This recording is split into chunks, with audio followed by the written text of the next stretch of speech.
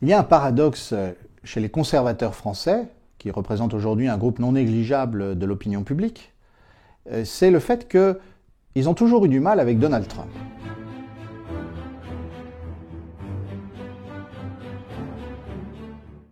Au fond, qu'ont-ils reproché à Donald Trump? On va laisser de côté la question de l'éventuelle vulgarité du président américain, souvent invoquée par ceux qui veulent le critiquer. Au passage, je rappelle qu'on n'a pas connu de président américain plus vulgaire que Bill Clinton. Ça a été magnifiquement campé par John Travolta dans Primary Colors. Je recommande la meilleure interprétation du personnage de Clinton au cinéma. Mais ce n'est pas le sujet de la vulgarité de Trump. C'est sans doute plutôt l'idée chez beaucoup de conservateurs français que le populisme de Trump est quand même gênant, bruyant, encombrant. Cet homme, finalement, qui est arrivé au pouvoir en promettant qu'il allait construire un mur à la frontière mexicaine, qui a réveillé des sentiments d'antagonisme envers les élites, qui a aussi voulu absolument désigner à nouveau un ennemi, la Chine. Mais la Chine n'est-elle pas un vieux pays avec lequel la France, depuis le général de Gaulle, essaye de s'entendre?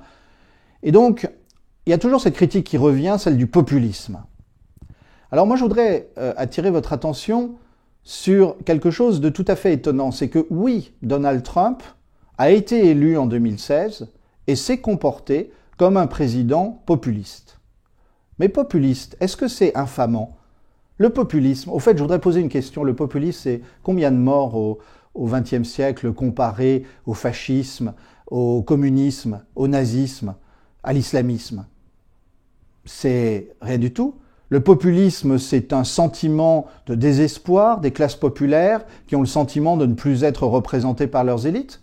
Est-ce que les conservateurs, surtout s'ils sont fidèles à la tradition du catholicisme social, ou à celle de De Gaulle, ou pour prendre un exemple étranger, à celle de Benjamin Disraeli, celui qui a voulu au XIXe siècle réconcilier les deux nations, comme il disait, qui ne se parlaient plus au sein de la société anglaise, les ouvriers et les élites, eh bien, le populisme, c'est quelque chose qui peut mener à une reconstruction de la cohésion sociale et de la nation, à condition qu'il y ait des chefs, premièrement pour l'incarner, deuxièmement pour réconcilier le populisme ou les exigences du populisme avec les élites.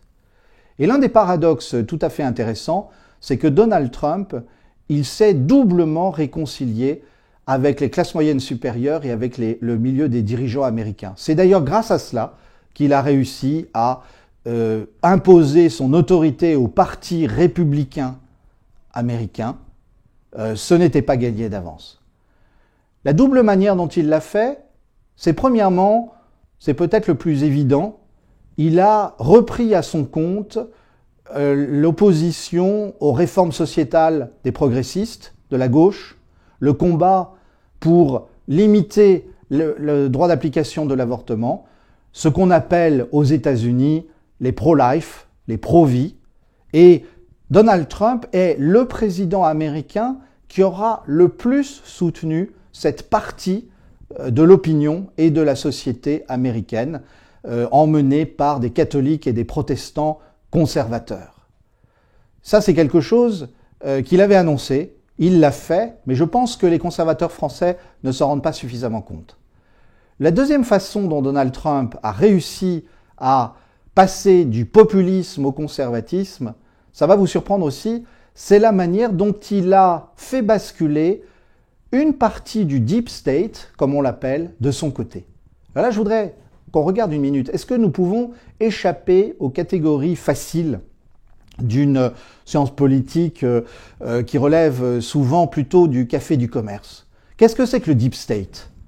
C'est l'idée qu'il y a une coalition d'intérêts économiques, d'intérêts administratifs, d'intérêts politiques, d'intérêts culturels, qui peut s'imposer au reste de la nation et surtout survivre à toutes les alternances politiques, imposer un agenda, et un agenda qui peut être éventuellement un agenda dur, un agenda de conquête, par exemple, dans le cas du Pentagone, qui peut être aussi dans le cas de la France, par exemple, avec le rôle que joue en particulier le ministère de l'économie et des finances dans la définition des politiques économiques françaises, la volonté d'imposer un agenda économique qui est plutôt celui des élites que celui des classes populaires.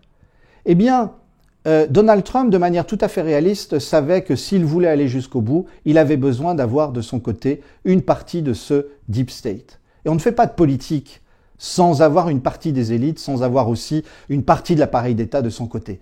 D'ailleurs, quand vous voyez la violence des attaques qui ont été dirigées contre Trump depuis son élection, et même avant, eh bien, il est certain qu'il n'aurait jamais pu tenir s'il n'avait pas été soutenu par une partie de l'appareil d'État.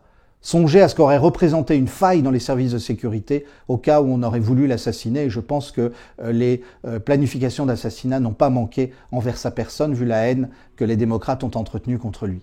Eh bien, Donald Trump est passé du populisme au conservatisme parce qu'il a réussi une coalition improbable entre précisément les populistes, les tenants de l'État profond, au moins une partie d'entre eux, et les conservateurs au sens sociétal du terme.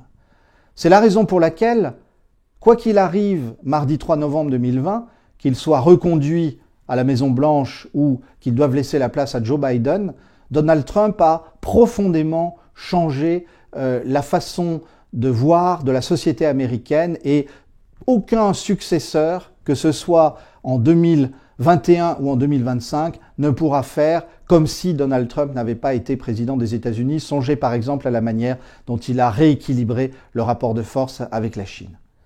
Alors je voudrais pour finir m'adresser aux conservateurs français et leur dire: avez-vous pris le temps, quelques minutes, de regarder, de méditer sur ce que représente la magnifique photo juste après la confirmation de la désignation de Amy Coney Barrett, juge à la Cour suprême. Amy Coney Barrett, catholique, 48 ans, 7 enfants dont 2 adoptés d'origine haïtienne. On ne peut pas imaginer plus belle figure de ce qu'est le conservatisme américain. Et à la Cour suprême, elle va contribuer à imposer un agenda qui plaira aux conservateurs américains, mais aussi à ceux d'autres pays, qui aura une énorme influence. Eh bien, c'est Donald Trump qui a eu le courage de pousser sa nomination, alors même qu'on était à quelques semaines de l'élection présidentielle, du fait du décès inattendu d'une juge qui avait été nommée à l'époque par les démocrates. Eh bien, comme me l'a dit un ami américain, aucun président républicain n'aurait eu le même courage que Trump là-dessus. Et donc, je crois que nous devons vraiment nous demander, est-ce que nous autres conservateurs français, nous ne devrions pas nous dire que Donald Trump a beaucoup de leçons à nous apprendre, non seulement sur la manière dont nous pouvons arriver au pouvoir, gagner l'élection, mais aussi dont nous pouvons l'exercer en réalisant ce que nous avons annoncé et en posant les bases d'une action de longue durée grâce à la réconciliation entre les classes populaires et les piliers de l'establishment.